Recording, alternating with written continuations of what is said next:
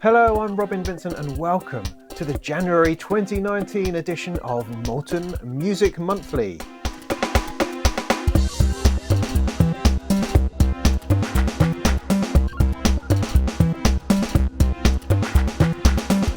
So here we are, it's 2019 and we are about a week away from the huge NAMM show. It's that trade show in Anaheim, California that happens every year where all of the manufacturers get together and show off all their new stuff. It's a horribly huge and noisy and crazy place where your mind gets blown by the chatter and the guitars and the drums and the bleeps and the craziness going on over there, craziness over here, celebrities over there, rock stars over there, all rubbing shoulders with idiots like yourself, all just trying to get a poke at a bit of a synthesizer. It's a nutty thing and I certainly won't be going. I'll be here, I'll be right here, covering all the news for gearnews.com. So if you're interested in what it is that's coming out and new stuff coming on, then do follow me on Gear News or on Twitter. I'll be throwing these things out all the time because while other sort of posh news sites are there at the show making videos and doing all the stuff, because they're spending all their time doing that, they can't actually spend any time writing it up and getting it out. So you leave that to us. So they'll be posting videos and Instagrams and tweets about this, that and the other. We'll be taking that information and throwing it out there as instant news. So if you want to know what's there first, then make sure you're following me over the weekend. But in the lead up to the show, a whole load of stuff has leaked or been pre-released or shown and stuffed out there. So since Christmas, since our last Molten Monthly, there's a load of stuff to talk about. Lots of it we don't have a great deal of detail on, but I thought I would just put these things out there as it's the beginning of the year and we'll see how we feel about it. The other thing we'll do, which I think will be completely awesome, is that this Sunday, so that's a Sunday night of the NAMM weekend, we'll do a live stream. Let's get together and talk about all the stuff that we've seen at NAMM. That'll be exciting. Let's do that. But in the meantime, let's get on with the show. So this month, Korg pull out all the stops with 2 new Volcas, a new Minilogue and Korg Gadget 2.0. Nektar getting to the virtual instruments game with BOLT. Akai Force, a new production studio on us. Do you see what I did there? Casper's Dark Matter module gets released. Synths put a plasma distortion into Eurorack. Mind's Music Labs ELK still hasn't really shown us anything in hardware. Audient release a guitar-focused audio interface, and then so do IK Multimedia. Stylophone has another go. Bitwig Studio goes completely modular with version 3. Gig Performer hits version 3. Nozori can give you 20 modules in one. Phase Plant has some kind of hybrid synth plugin thing. Expressive E gets all stringy. And Teenage Engineering comes up with something really rather wonderful, and I'll take back everything I ever said about them. But first, Microsoft has lifted the limits of the amount of DLLs you can have running on your system at one time. No, I didn't know there was any limits on that either, but no, apparently there has been, but now they're not there anymore. This was actually really interesting, mostly I think because it was there on a developer's blog, on a Microsoft developer's blog, was this whole section about DAWs and people running plugins. It was like Microsoft knew we existed. Just for a moment there, we came into focus and Microsoft went, look, there's all these people making music and they've hit this ceiling, apparently. And we can do something about that. And isn't that exciting? And we should tell people about that. And so they did. So you get this warm feeling inside that perhaps the people behind Windows are paying you the tiniest little bit of attention. So what's this all about? Well, it's about fiber local storage. FLS. We all know about that because we're always running out of it.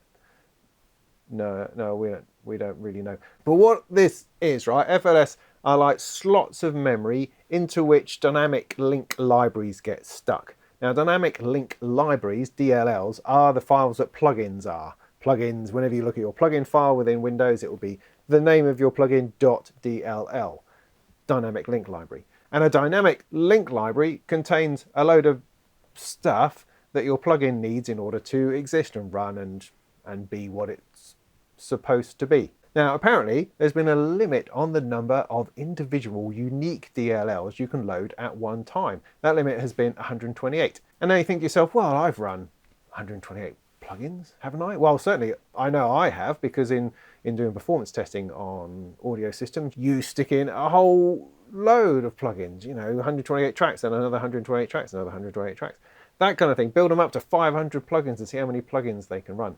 But that's not the point, because in that situation, you tend to be running the same plugin over and over and over again, when this refers to individually loaded DLLs. So it has to be a unique plugin. I mean, are you ever likely to run 128 unique plugins? I mean, a different compressor perhaps on every track, then a different reverb, then a different chorus, a different delay. I suppose it's possible. I mean, projects are getting extremely complicated and complex these days because of the amount of computing power that you have at your disposal. And so it must be that people have hit those limits and gone, oh, well, why can't I load another plugin? And that's what happens. You just simply can't load one. You try to load it and it doesn't load because there's no more room for it. So what Microsoft have done has said, well, let's not have a limit then. Let's stick the limit up there at 4,000. And you go, oh, all right then, well, that'll do it. Most definitely. The other thing, though, that this is saying is that plugin developers are actually kind of being a bit lazy. Is that the right word? They're using up a lot more resources than they need to, because within the plugin DLL are other dynamically linked libraries that plugin needs in order to operate. Now, if plugin developers opened their programming up a bit more, they could probably all use the same dynamic link libraries. In fact, you know, your DAW could come with a couple of dynamic link libraries which all the other plugins then refer to, because they're all using the same stuff. It's just it's all baked into their own plugins. You end up loading multiple versions of very, very similar dynamically linked libraries. Whereas if they just used the one and everything linked to that, then only that one has to be loaded into memory, making your whole system far more efficient. That's a nice idea, but that of course requires plugin manufacturers to talk to each other, and Microsoft probably to talk to them. And that kind of thing, I just don't think that really ever happens. So I don't hold out any hope for that. But in the meantime, Microsoft, as I say, have lifted the limit to 4,000. So if you can manage to find 4,000 individual unique plugins, you can now load them. But not one more than that, but you could load those 4,000 if that's what you had. So in other words, to normal people using computers and music software normally, this is completely irrelevant. Right, let's wade into the Korg stuff. I mean, Korg do fabulous stuff. Every year it comes up with new stuff, and they don't seem to be able to put a foot wrong much. I mean, you know, they still release these weird sort of workstation keyboards and crappy piano type things, but then everybody does that. And tuners, they're massive on tuners. They release at least a dozen tuners every year. But the one thing that they have been doing really well that no other of the larger manufacturers have really gotten their heads around is this resurgence and desire for interesting hardware synthesizers.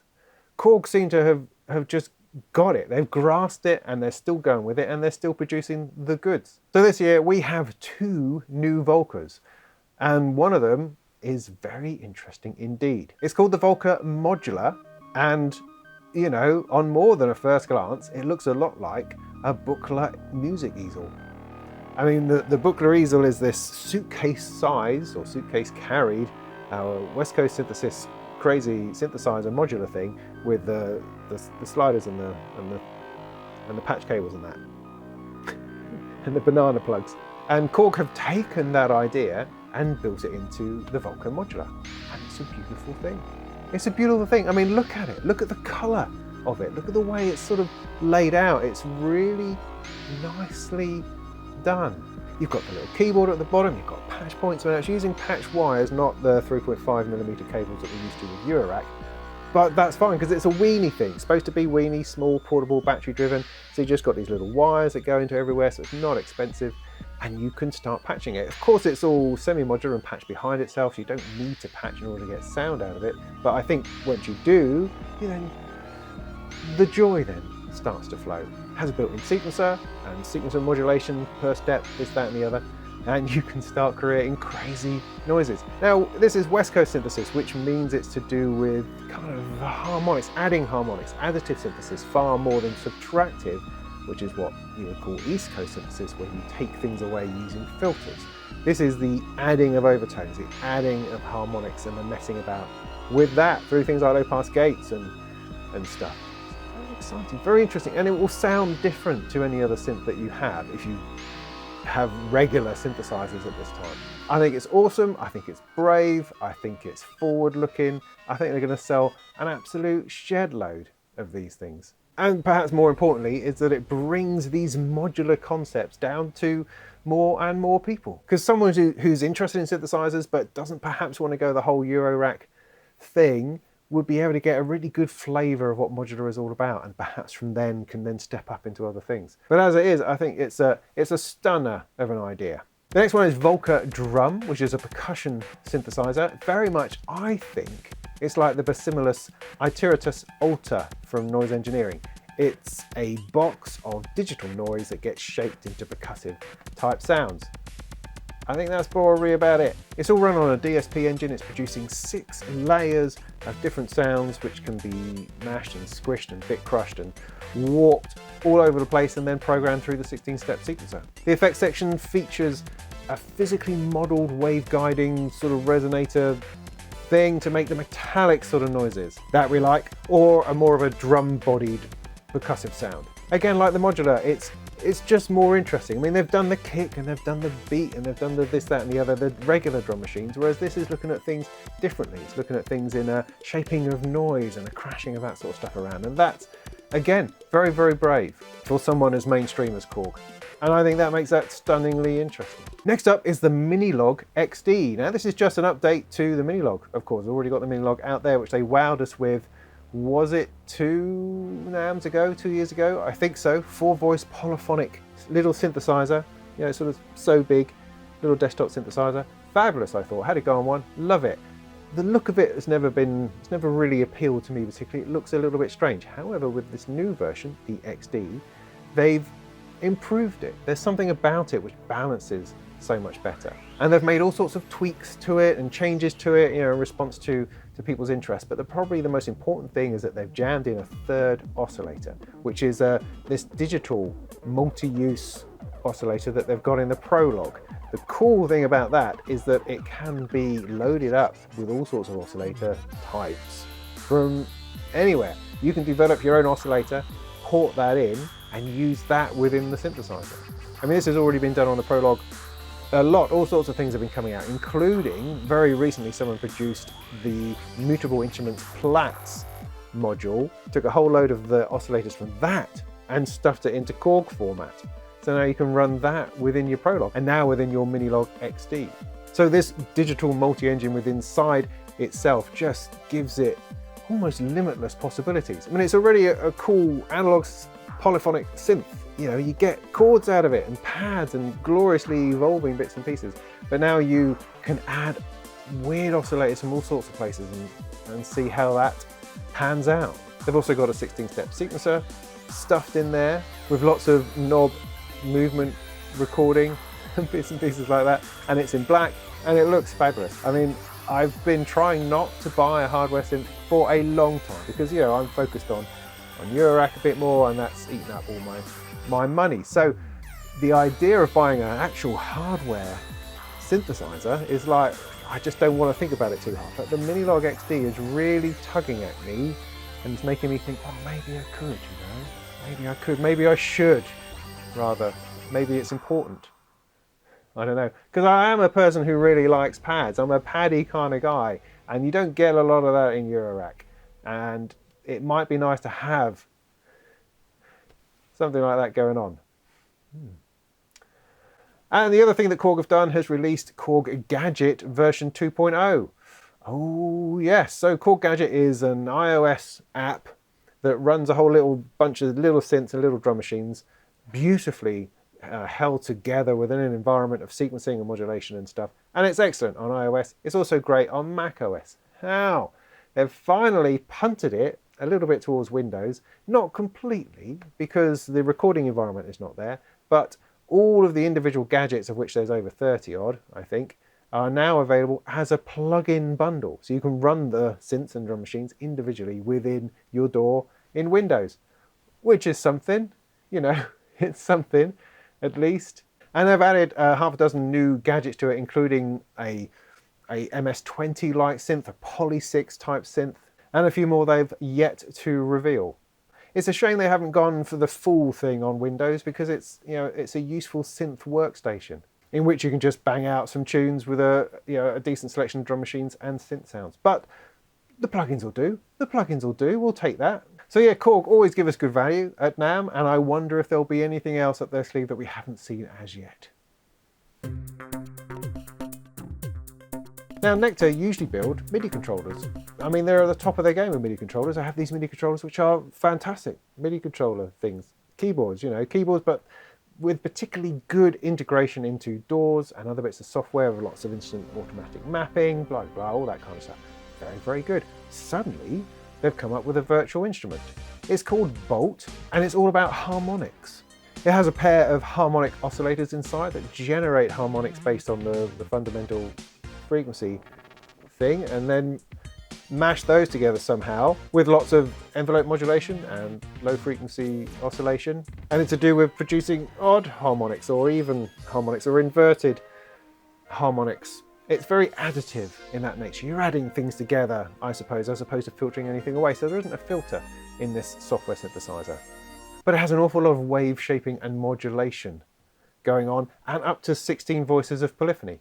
It looks quite different. It's not particularly familiar when you first have a go, and may take a little bit of time to sort of work your way around. But it's got some great sounds in there. It sounds different, and that's something to have these days. And looks like a decent attempt at what I hope won't be their only software synthesizer. Akai Pro have given us a brand new music making box. And it was one of those occasions where they somehow completely fudged the press release so that it didn't really make any sense whatsoever. You got these great photos of this box of light up things and lots of talk about the grid and the physical inputs and outputs, but it didn't tell you how any of it worked. You had no clue as to how you sequence anything or how you record anything in or how you edit anything. It just talked about how awesome the idea of having some kind of box that did music making.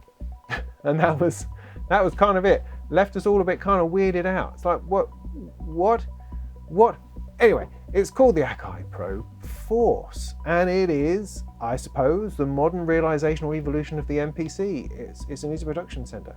I guess that's what you would call it. It looks very much like the Push 2 from Ableton Live, and it does kind of have that vibe about it, because you have this grid, this matrix of what look like clip launching pads, and I think that's exactly what they are. And then you can create little clips, little MIDI loops within the sequencer and then launch those like you would in Ableton Live. So it's very much mirroring that idea, but its unique selling point is that it can do it all without a computer. It does it all within inside itself.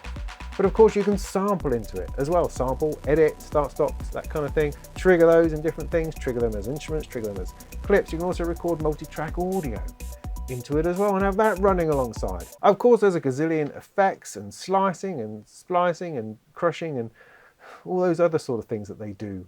It has a wonderfully big bright editing screen, touchable screen where you do all your sequencing and editing in. It has interesting things like 8 knobs for parameters, it's got a cross slider, it's got a USB hub built in so you can add extra MIDI controllers to control stuff within the Force. Comes with a stack of storage, comes with a whole bunch of synthesizer engines and a whole 10 gigabytes of content just to get you ready.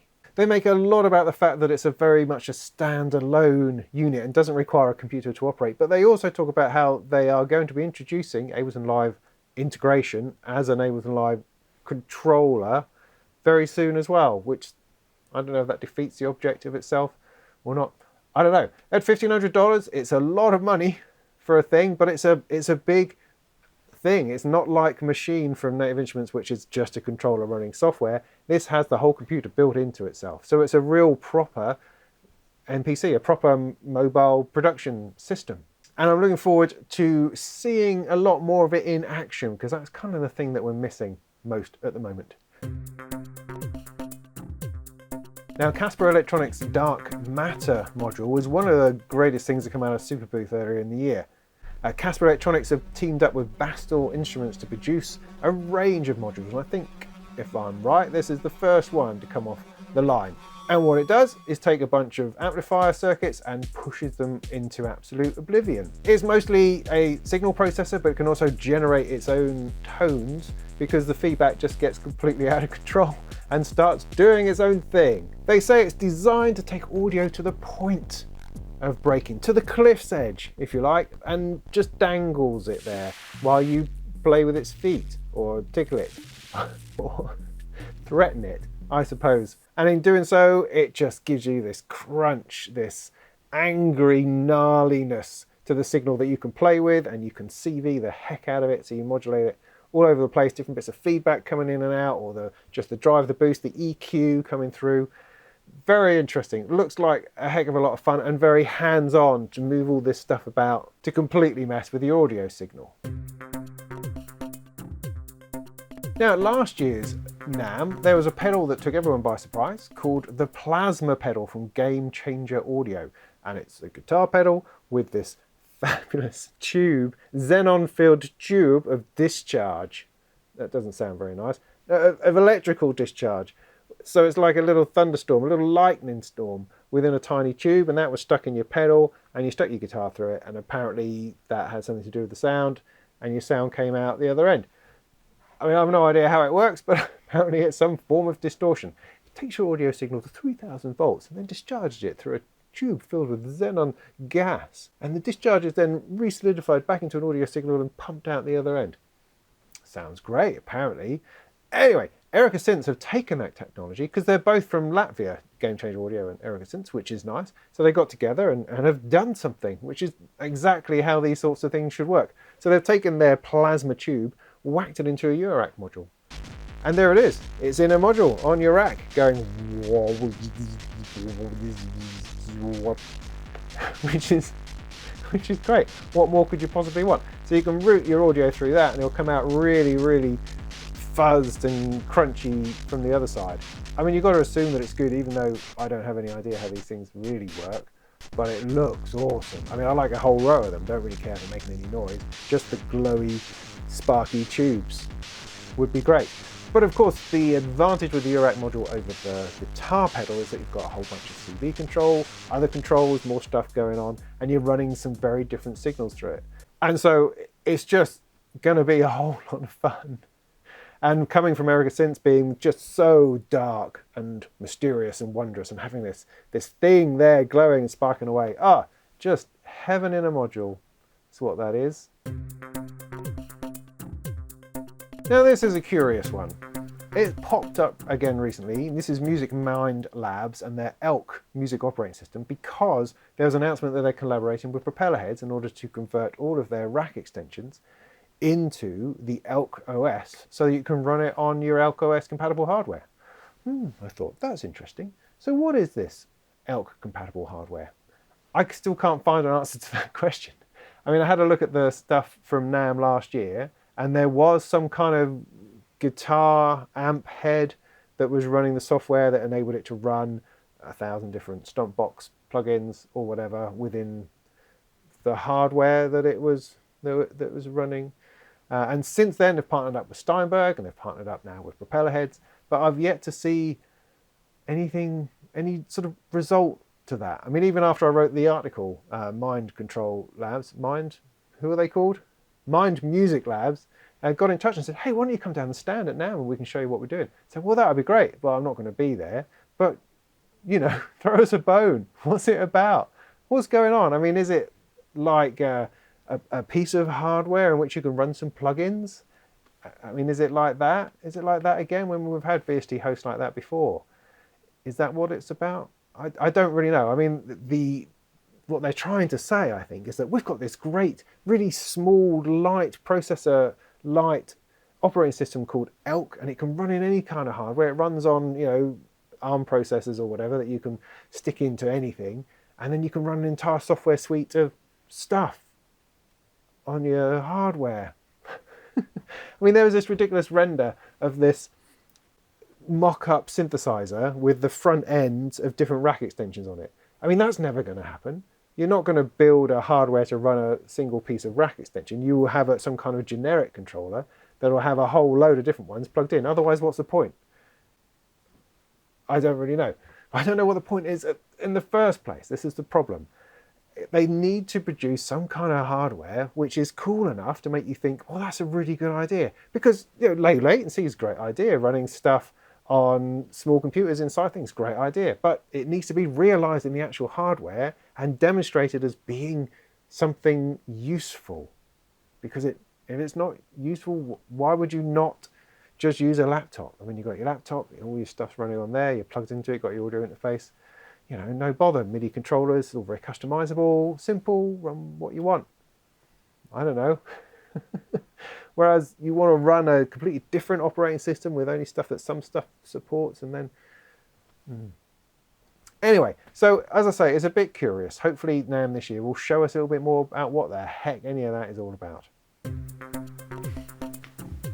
Well, I'm always on the lookout for an interesting audio interface, and this year Audient have come up with something quite interesting. It's a desktop style audio interface, a bit like their ID range of stuff, but this one has a guitar focus. And so on the guitar input, you've actually got a valve built in.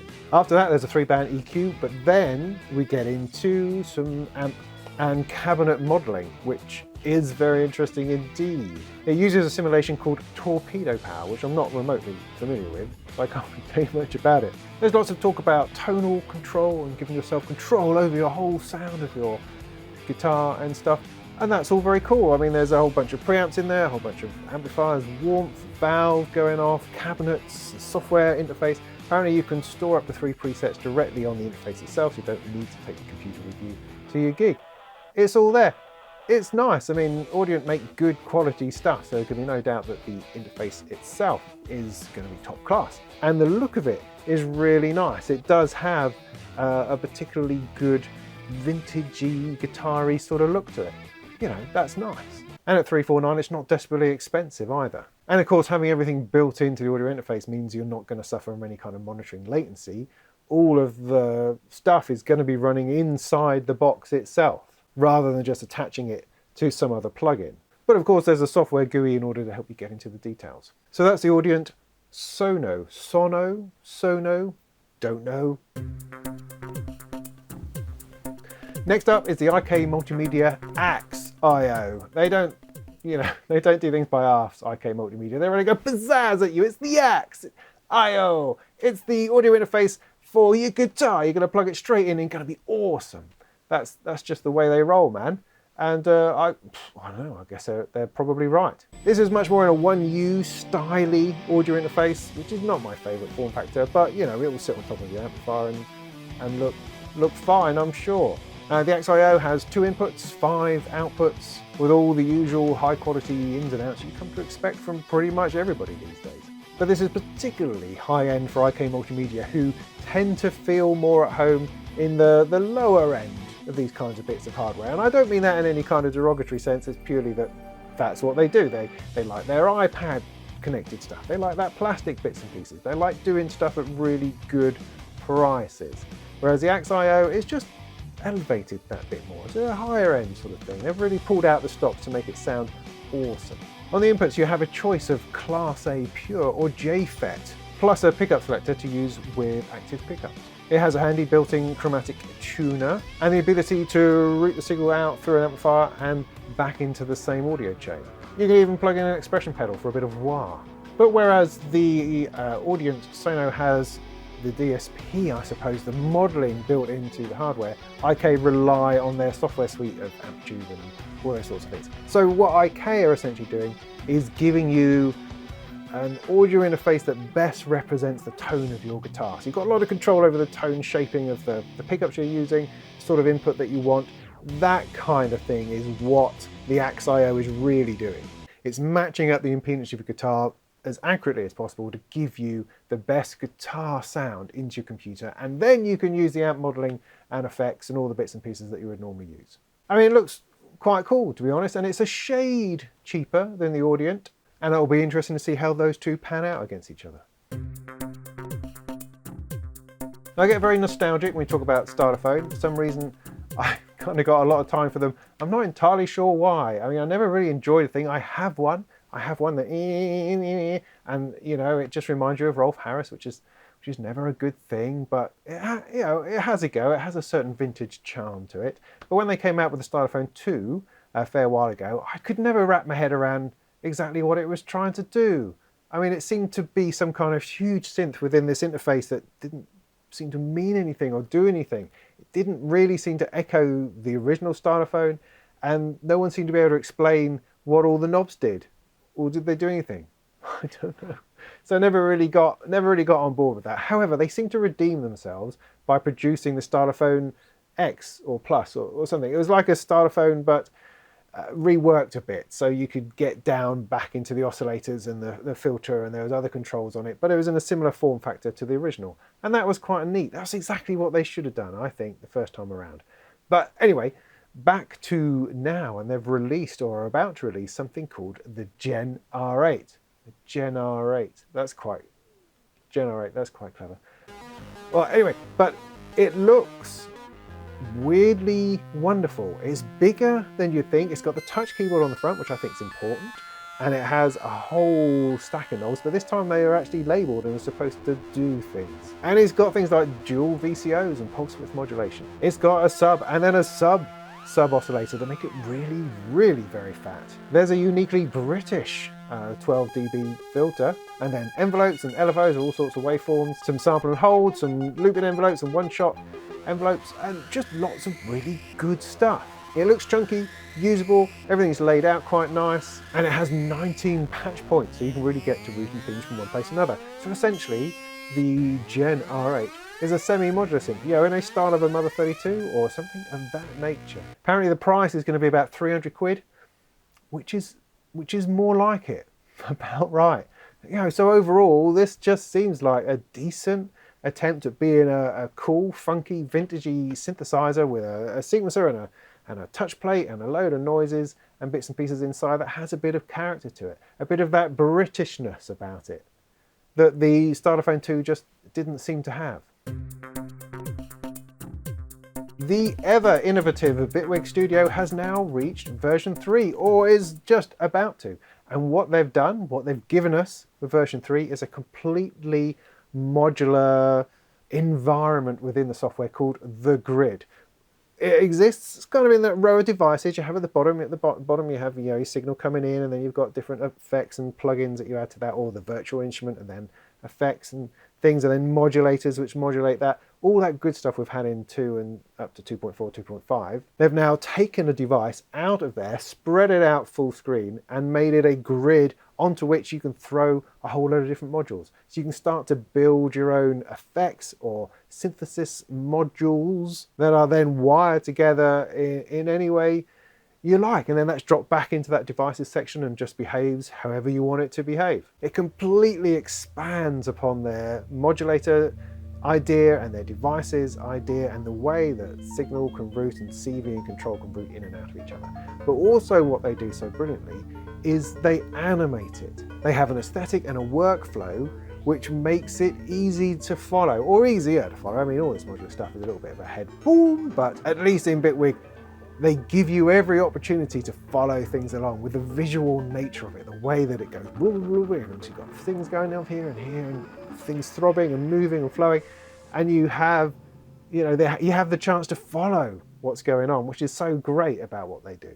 I mean, how easy will it be to use is a whole other thing, I guess. I mean, I imagine you're going to load up presets and you're going to have this page of, whoa, okay, designed by Richard Devine at the bottom. It's going to have 1,000 modules in it, and you're just going to go, I don't have any idea. I have any idea what's going on. And you'll end up trying to put something together yourself, which is, okay, I've got an oscillator, and I don't really know. So it all comes down to how easily that flows, I suppose. But when it comes along, I'll give it a really good go and give it a good poke and see what it is I can make of it. How easy is it to get audio in and out, hardware in and out, how touchy it is. Lots of things to play with in there. And also with a bit of luck, they would have nailed down a few of the other things that have been kind of missing up till now. But the beta should be available after NAMM, and I will be diving straight in. Now, Gig Performer is a really interesting, cool piece of software that I like a lot. I have used it back when it was version 1, and I seem to have then lost track of it. And it's come back, it's now version 3, which is awesome. But it's kind of the same deal, really. It's a VST host for instruments and effects. But the key thing about it is that you can design your own front panel for everything. So the idea, you know, live performance, your keyboard player, perhaps, and you want to use software sounds, so you can load up all your software sounds and you can play them. That's great. You can do that in a DAW, or you can do it in something like Brainspawn or Forte, whatever it is that's a decent host for VST instruments. But with Gig Performer, what you can do is create a front panel for your synth. So you might have combined a couple of synths together in some kind of layer to use those sounds together. And there's a couple of controls on that you'd like to play with during the performance. You can create a front panel which just has those knobs on. So you're not, for instance, if you've got the Arturia Jupiter 8, trying to work out where the heck it is that knob that I'm trying to move with my mouse, or with your finger if you're on a touchscreen. In Gig Performer, you just create a panel, 2 knobs on, resonance cut off, and off you go. It's brilliant. It's a little bit of genius, I think, that is. And particularly because it is so touch-friendly, you can put it all together on something like a Surface and then have, you know, just reach out and move the dial for what it is you want to control. And you could be controlling all number of things attached to that particular dial. It's very, very versatile, and that's its real strength. With version 3, there, you know, all the usual improvements and ticks and bits and pieces along the way, but they've added in a lot of gig-related stuff, like set lists and playlists, and being able to move from one song to another seamlessly without any dropout or glitching as things load up and stuff. They put in chord progression things and lyric sheets, you know, all the stuff that a gigging musician needs that's of not particular interest to me. But I like it as a place to be able to run VST instruments by themselves anyway. It allows you to combine stuff together in interesting ways, so you can just explore the sound palette you have on your computer just within Gig Performer. So yeah, I like that a lot. I hope to find the time to do a review of that at some point. Over on Kickstarter at the moment is something called Nozori. Nozori is a Eurorack module, or there's 2 actually, there's 2 different versions of it, inside which you can run up to 20 different firmwares. You could kind of see it as a disting, you know, the Expert Sleeper's disting, which is a weenie 4 HP thing with 2 knobs on the front that's got a horribly annoying menu system. You could see it as that, but without the horribly annoying menu system. Put a bunch of knobs that are used in every firmware. And so all the controls you need are directly out on the table. And then give you a whole bunch of sort of sticky tape stickers, front panels, to go over the top to show you what it is you're supposed to be using. Brilliant idea. So you buy one module and then you can just, with a couple of dip switches, change its nature. I mean, obviously it's DSP based inside and you're switching firmwares around for something which is loading up. So it's all digital stuff going on. But it's the knobs and the front panel idea that make it wonderfully accessible. There's 2. There's the Nozori 68, which gives you 6 knobs, 3 side by side, and then 8 patch points. Or there's the Nozori 84, which gives you 8 knobs and 4 patch sockets. Within each one, you can run 20 firmwares. And another slight bit of genius is that because they're symmetrical, you have these front panels that go over the top that you can flip over, and it has a different one on the other side. So you only need 10 front panels. You don't need 20 front panels. I thought that was a really good idea that somebody had. And so what sort of ones do you get? There's things like oscillators and EQs and delays and granulators and envelopes and LFOs. There's a couple of strong thing. Noise, pitch shifts, random looping ADSRs, sinusoidal modulations. In fact, it starts getting a bit weird. I mean, within the list of stuff that they have within these modules are things I just don't have any idea what those are supposed to be. But then I have the same problem with the disting when you're reading down the list of algorithms going, I have no idea what that does. I mean, give us a delay. Yeah, delay, got that. Sequencer, yeah, got that. Why can't they just stick with the more normal stuff? I mean, you've got a chaotic LFO attractor. I don't have the first clue as to what that's supposed to be. But anyway, it's a slightly genius idea. I think, you know, you could have a small rack with 3 or 4 of them and just mix and match and explore modular in all sorts of different ways. And because you've got the patching there and the knobs there, it's going to feel like the real thing. It's never going to feel like you're just running algorithms or you're running different firmwares of something else. It's going to genuinely be what it says that it is once you've got the front panel on there. And that's great. I really like that. They're about €239 each, and it's the sort of thing that you should probably just have one of. because you never know where you might need some kind of strange, attracting, chaotic thingamy-bob. Kilohearts Phase Plant is a fascinating looking software synth, and it sort of amused me rather because they act as if you're supposed to know everything about it already, because they say it's an expansion or expands upon their snap-ins ecosystem. Snap-ins. And you go, oh yeah, what's a snap-in? And then it all sort of continues, the press release continues as if you're supposed to know what that is already and already be impressed by that. And so the evolution of it and the expansion of snap-ins is obviously going to be an awesome thing. And you go, well, what's a snap-in? What's a snap-in?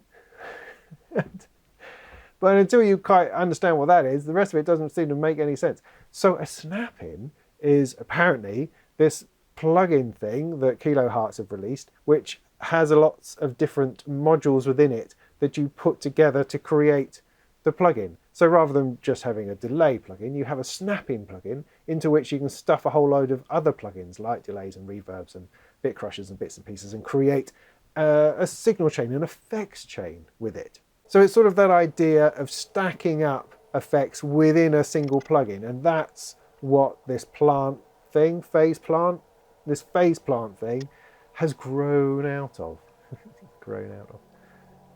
Yeah, but anyway, but it looks just totally fantastic. You've got 3 sections on your screen. On the right side, you've got the regular snap-in effects, and apparently if you already own snap-in effects, does anybody own any snap-in effects? They will work directly within it.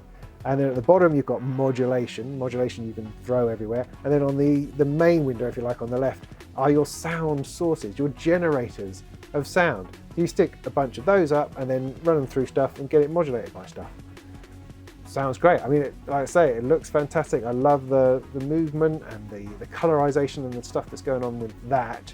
And it looks relatively straightforward as to how things go from one place to another, which is something that I like, because I like to understand stuff if I can. So within the list of generators, you've got all sorts of virtual analog stuff. You've got wavetable, granular, noise, bits and pieces. You've got frequency modulation, phase modulation, ring modulation, amplitude modulation, and all sorts of modulation from very slow moving waves up to audio rate. The whole thing looks pretty damn exciting, I should think, and I'm looking forward to hearing more about it and seeing more demos and perhaps getting the opportunity to try it out for myself. Now, Expressive E are the makers of that wobbly block. The wobbly block of wood, wobble, that you stroke and you wobble it in order to control your sound, either MIDI or CV. And so when they're marketing for Arché, I'm going to call it Arché. I mean, it might be Arché because it has an accent on the E. I don't know. Let's call it Arché, right? So when Arché came along, it looked like they were going to be peddling some sort of plastic violins, because it also has there's a violin in pink and a viola in red and a cello in blue, and it's spacey and plastic and futuristic. And it's not that at all. I think that's a misstep because it makes you go, what? I'm not really interested in that. But what they've actually done is they've created a collection of virtual instruments which are physically modelled based on acoustic stuff. So they've modelled a string, how a string works and how it's bowed, and they've also modelled the resonant bodies of these stringed instruments. And the result is a stunningly authentic string sound, particularly when put with their wobble block. So rather than triggering the notes when you play the keyboard, you play the notes, hear nothing, and then you stroke the touche, stroke the wobble block, and it goes and it bows the sound. Bow, bow, bow, bow, which is brilliant. I mean, I love the action there, what you're doing. It's all very string instrument based, and so the possibility for performance, the possibility for an authentic, realistic performance and feel is high up there. You don't have to have the wobble block, you can do it on a modulation wheel. You can do the same thing.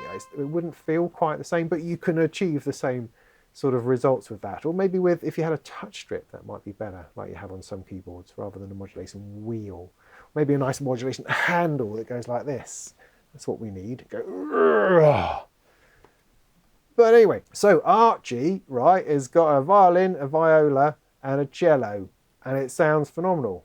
It just sounds really good. And how you fiddle with the MIDI controller changes how the sound goes, whether it's staccato or legato or pizzicato all those sorts of things. It's great. I think it's awesome. I just wish they'd do away with the funny plastic instruments that they stick on the front. And I also love the very minimalist design of the GUI, in that there's nothing for you to do, really. You get a little bit of control over speed of things, I think, or depth of reverb, probably. But other than that, you don't need anything, because it's a string and it all comes down to how you play it, I think. Yeah, like that a lot. Teenage engineering. I had nearly given up on you. Yeah, I had. I mean, it looked like you'd buggered off to play with IKEA and wanted to design interesting looking speakers and weird turntables. And that's okay, you do your thing, man. I mean, we've had the OP1, which was kind of groovy, small, never really fully grasped it. Had a player one and was more impressed than I thought I would be. Then we got the pocket operators, which are fun and groovy and sit in your pocket. You can play beats on them on the bus and things like that. Yeah, they're all right. And then we had this yawning gap of years between anything interesting and the OPZ, which still have no clue as to what that's supposed to be as such. And then, just when it's like, oh, I just can't be bothered with this teenage engineering, and I never liked the name in the first place, is that they then come out with Pocket Operator Modular. Now, the words pocket operator in that sentence of pocket operator modular really shouldn't be there, because they're completely misleading. This has nothing to do with those little calculator-sized bleepy bleepy things. No, these are extraordinary looking modular synthesizers. They're made out of a bent piece of metal that you have to bend yourself. Bend it. Stuck modules in the back that come through the little holes. Got a load of patch cables that are all neatly color-coded. And you plug them in and make sounds. And it's a real modular synthesizer. Where did that come from? I mean, this to me explains why the OPZ is so delayed. Because everyone who was supposed to be working on it was down the hall working on the modular stuff, because it was far more interesting. Absolutely, that's what's happened. You can't tell me otherwise. So at the moment, there's 3 units that they've released. There's the 170, which is the red one, which has a little keyboard sequencer at the bottom, and then is just a single mono synth that you can patch together on the top. The next one is the 400, which is the big sort of tall yellow thing. Looks like an Analog Solutions fuse box. And that's a bigger, higher quality dual oscillator thingy, I think. And then there's a smaller one, which is just the keyboard sequencer from the 170, and you can get that by itself, and it can run either those things or any sort of Eurorack thing or any other compatible analog synthesizer, which is a great, cool little unit. But the interesting thing that they've done is that they've kind of ignored or circumvented the whole Eurorack thing by having their own format. Is that cool? I don't know. I mean, they have a whole bunch of different modules that will fit into their hardware, but the plan is, I think, to release more and more of these modules, and you can mix and match and put them in and take them out and move them around. The whole thing is done as a kit, not a soldering kit. You're not having to put capacitors on, but you assemble the things together in a snap lock kind of way, and then put the whole lot together, which is great. It keeps the cost down and makes it interesting and takes it to a different place to where other off-the-shelf synthesizers tend to be. And the whole thing is proper modular, so you have different modules. They're not wired in together behind the scenes. You are going to have to patch it in, so it does the job for real. There is also a schematic on the website that shows you how to convert these little modules into Eurorack, because all the signals are right, all the modulation is right, and the power is right. It's purely the form factor itself. So you can create a front plate into which these modules fit, and then you can stick it in your Eurorack. Genius. Absolutely do that. Why cut yourself off? I mean, you initially think, oh, well, they've done their own thing, and that's great. But they've done their own thing, but they're also prepared to integrate that into a larger world, which is brilliant. Do that. Absolutely do that. So, you know, I mean, they might be rubbish. Who knows? They might be noisy and crappy, but from the face of it, the way that it looks is like, yeah, great. I'd put some design into Eurorack. That's brilliant. We like that. That's what I really like about Folk Tech, the fact that their stuff is so interesting, so organic and out there. This is much more Swedish and brightly coloured and interesting in that sort of way, and angular. And that's cool too. But they just look phenomenal. I mean, good job. Faith restored in this quirky, weirdo bunch of teenage engineering who I've never quite connected with myself. And that's really interesting. So I'm looking forward to hearing what people think about that. And maybe one day I might get a chance to play with it myself. Maybe I'm imagining Synthfest later in the year, or Superboost possibly, if I ever get to go to that. So good job, and not too expensive either. I mean, they've been put out there as the poor man's modular. I mean, compared to, I suppose, Eurorack modular, then yeah, it is a bit cheap. But they're not cheap. It's the same ballpark figure as buying a Behringer Neutron or a Mother 32 or one of those semi-modular Whatsits. So no, poor man modular, not exactly. There are other things which are cheaper, I think. But certainly, again, it's one of those ways of getting people interested into the idea of modular without having to buy into the whole Eurorack system. And I think that's really attractive. So there you are, I think that'll do. I mean, I imagine while I've been sitting here filming this, a whole load of other stuff has been announced before NAMM, but I will get to that in the next video, because what I plan to do is a couple of weeks into February, I will put together a NAMM roundup of everything that I thought was cool that happened at NAMM. I mean, some of it might be what we've talked about today, but that doesn't matter. Whatever it is at NAMM that I think is really fab and groovy, I will put together into a video in February. And that'll be great to talk about that. Otherwise, as I mentioned at the beginning of the live stream, this Sunday, we're going to we'll go for 8 o'clock GMT this Sunday, the 27th of January. And we can get together, we can have a beer and play a bit of music and just chat about some of the nonsense we've seen at NAMM that weekend. And obviously, if you are out at NAMM, you could join us too and tell us what you've seen, show your photographs or send them to me and we can talk about stuff. That would be great. So let's do that. And then after all the NAMM stuff has calmed down a bit, I'll be able to get on with some more fascinating videos. Things like, just been doing a bit of work on the Surface, did it on ASIO for All and the onboard sound, that's great. I'm now going to be moving into performance testing. On the DIY side, I've got this lovely case over here, which you might have seen me do pictures of, which I'm going to turn into a very exciting Eurorack synthesizer. Oh yes, I am. I might even get some plywood involved. It's very, very exciting.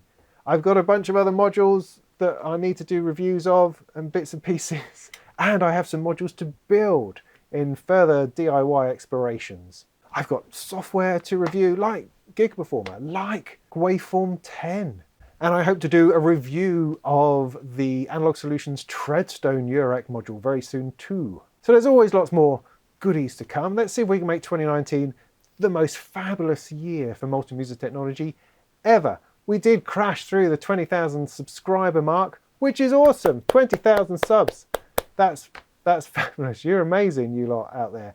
I can't quite fathom it myself, but it's an awesome milestone to get through. Let's see whether we can do 200 million this year. That would be great. Let's set ourselves a goal, because you never know, you might even reach it. So if you like this, what I do, the talking about music technology and stuff, the live streaming, the reviews, the talking about modular and software and surfaces, if this stuff is good for you, then subscribe and I can keep sending you stuff out all the time. Or if you're feeling really daring, you could pop over to Patreon and throw me a couple of dollars just for a couple of months or 1 month or for the rest of your life.